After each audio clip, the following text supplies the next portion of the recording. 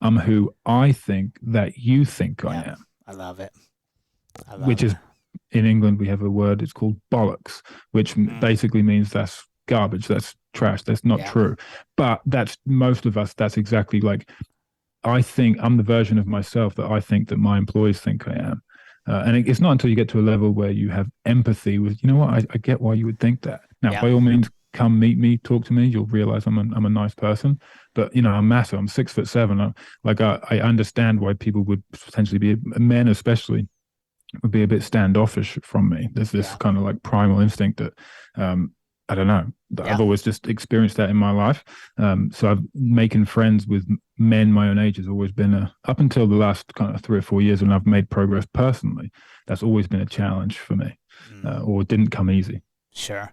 Yeah, and I love that, and it makes me think of something. I don't know if you've ever heard of this, that there's like 600 Patricks on the earth right now, right? Meaning, like, I meet you today, I have this is my relationship with Patrick, which may Right, have been different than the person that met you in a traffic jam a and you hundred were percent. angry, right? But so there's also that, right? Like, and I call that giving grace. Like, if I meet you and your first reaction is like, well, you were kind of, you were kind of an asshole when I met you at that conference, and you were supposed to speak.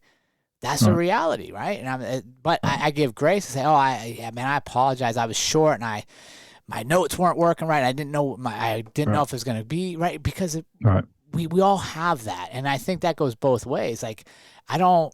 I want to be the best me that I can be at all the time, but I'm gonna have shortcomings, and it's just gonna happen. right.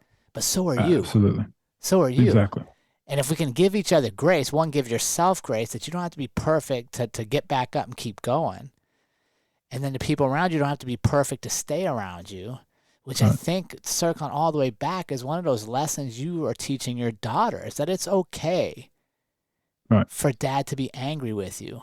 It's okay for you not to be perfect, but what it's not okay about is for us to talk about it. It's not okay for us to hide from it or not get right, back up and try again. right.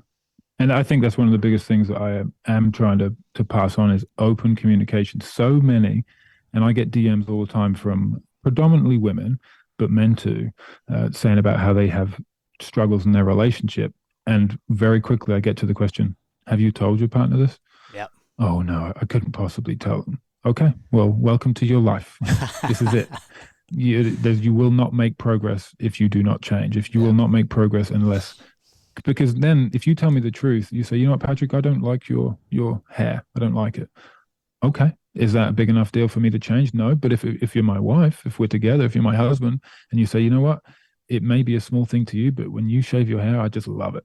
You know what? It's not that big a deal to You're me. So if it shaving makes every you day. happy, exactly. Right. So it's like a small thing like that, which are you willing to change for the right people? Yes. And if it doesn't change who you are as a person, like whether or not you have a beard or facial hair, which I'm seeing you got the dapper little goatee going on. I I, like it. I I can't grow try. that much facial hair, so I'm slightly jealous.